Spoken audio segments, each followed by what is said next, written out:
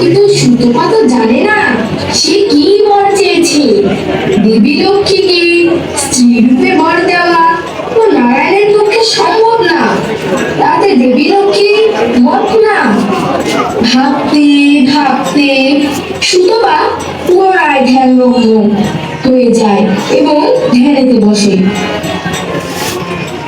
সুতপার এরূপ তপস্যা দেখে নারায়ণের মনে মনে অনেক চিন্তিত হলেন এবং সন্তুষ্ট হলেন আর পুনরায় আবির্ভূত হলেন এবং সুতপার কাছে গিয়ে বললেন, বৎস, কি বর চাও?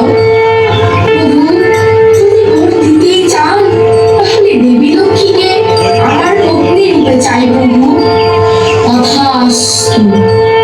তবে সুতপা এখন পাবে না, আগামী দাপর যুগে শেষার্ধে বৃন্দাবনে তুমি হবে আয়ান, যদি কুলে তোমার জন্ম হবে। সে সময় নপুংস আর লক্ষ্মী রাধা রূপে বিষভানুর কন্যা হয়ে জন্মগ্রহণ করবে, আর তুমি দেবী লক্ষ্মীকে রাধা রূপে নিজের স্ত্রী হিসেবে পাবে। তথাস্তু।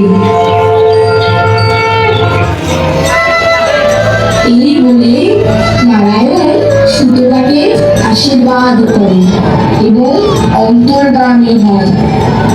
শ্রীকৃষ্ণ শ্রী রাধিকাকে এই গল্প শোনাচ্ছেন। তাহলে বুঝলে রাধা, কেন কেন এ যুগে আমাদের মিলন সম্ভব নয়? কৃষ্ণ, তোমার ছাড়া আমি তো অপূর্ণ। শোনো রাধা, তোমার বিবাহের দিনে আমি নিজের হাতে সাজিয়ে দিব এবং নিজে দাঁড়িয়ে থেকে তোমার বিবাহ সম্পূর্ণ করব। রাধা কৃষ্ণের এভাবে বিচ্ছেদ হলো।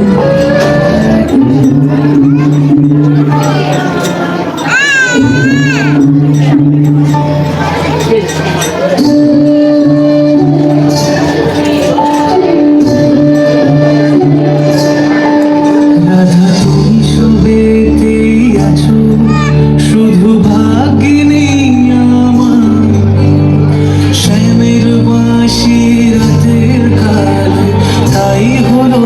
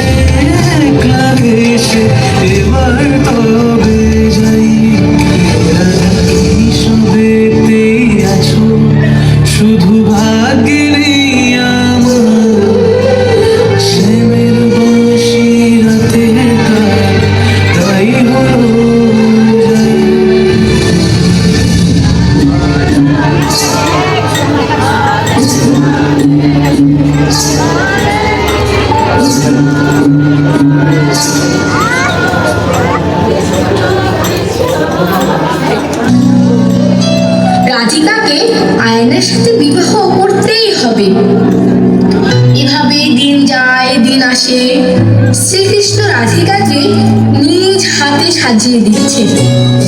সাজানোর উদ্দেশ্য আয়ানের সাথে শ্রী রাধিকার বিয়ে। আজকের দিনে শ্রী রাধিকার সাথে আয়ানের বিবাহ হতে চলেছে। আর সাজিয়ে দিচ্ছেন কে? স্বয়ং শ্রীকৃষ্ণ। সাজানো হলো রাধিকাকে, নিয়ে যায় আয়ানের কাছে, আর আয়ানের হাতে তুলে দেয় শ্রী রাধিকাকে। আজ যে শ্রী রাধিকার মনে ভারী দুঃখ, তার প্রেম, তার মন শ্রীকৃষ্ণকে তাকে ছেড়ে দিতে হবে। আজকের দিনে আয়ান, যার সাথে শ্রী রাধিকার কোনো মনের মিল নেই, তাকে বিবাহ করতে হবে। এর থেকে কষ্টদায়ক আর কি বা হতে পারে? এর থেকে কষ্টদায়ক শ্রীকৃষ্ণ আর শ্রী রাধার কি বা হতে পারে?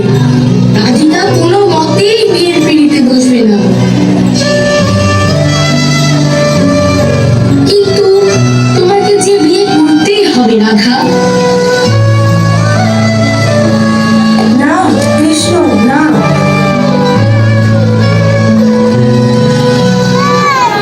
অবশেষে শ্রী রাধিকা এই আয়ানের হাতে তুলে দিলেন।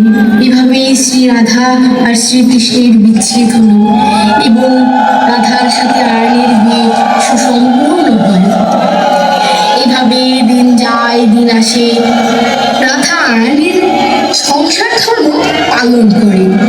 কিন্তু আমরা যদি নারায়ণের দেওয়া বরের দিকে একটু লক্ষ্য করি, তাহলে দেখা যাবে নারায়ণ সুতপাকে বলেছিল নৃপেংশ হিসেবে আয়ান জন্ম নেবে এবং বরের কোনো ব্যতিক্রম হলে তাদের বিবাহ সুসম্পূর্ণ হলেও সাংসারিক কোনো সম্পর্ক স্থাপন হবে না।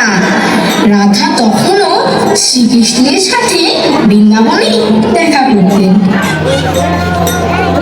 এমনই একদিন শ্রী রাধিকা যখন সংসারের কাজ করছিলেন, তখন জটিলা এবং কুটিলা, জটিলা কুটিলা কে? জটিলা হলেন আয়ানের মা, রাধার শাশুড়ি মা, এবং কুটিলা হলেন আয়ানের বোন, রাধার ননদ। তারা ভারী তাদের নামের মতোই জটিল এবং কুটিল ছিল। তাদের মাথায় ভরপুর কুটিল বুদ্ধি এবং শ্রী রাধাকে বিরক্ত করার কোনো উপায় তারা ছাড়ত না। সুযোগ পেলে শ্রী রাধাকে তারা কথা শোনাতেন। তাদের চলন, বাকভঙ্গি, দৃষ্টিভঙ্গি একদমই যেন রাক্ষসীর মতো।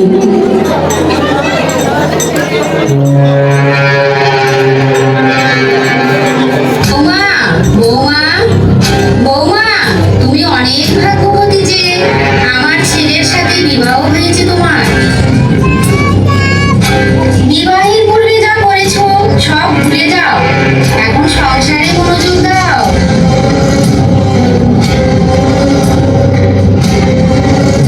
এমন সময় কুটিলা বলে উঠল, ওই কালো কৃষ্ণের সাথে তোমার যে প্রেমের সম্পর্ক তা আমরা সবাই জানি, তাই আমরা তোমাকে সাবধান করছি। তুমি ওই চতুর ধূর্ত কালো কৃষ্ণের সাথে কখনোই দেখা করবে না। কিন্তু শ্রী রাধিকা তার কোনো বাধা মানেননি। শ্রীকৃষ্ণের থেকে রাধাকে দূরে রাখার এমন কোন শক্তি কি রয়েছে? তাদের এই প্রেম লীলায় তার তিন সখী ললিতা, বিশাখা, চন্দ্রাবলী প্রত্যেকে তাদের সাহায্য করতেন। তারা দুজনেই পারিপার্থিক এবং প্রেমের লীলা চালিয়ে গিয়েছেন তাদের দুই সখীর সাহায্যে। এমনই একদিন তার তিন সখী ললিতা, বিশাখা, চন্দ্রাবলী চুপিসারে আয়ানের বাড়িতে গিয়েছে। কারণ কি? কারণ হলো রাধাকে কৃষ্ণের খোঁজ দেওয়া।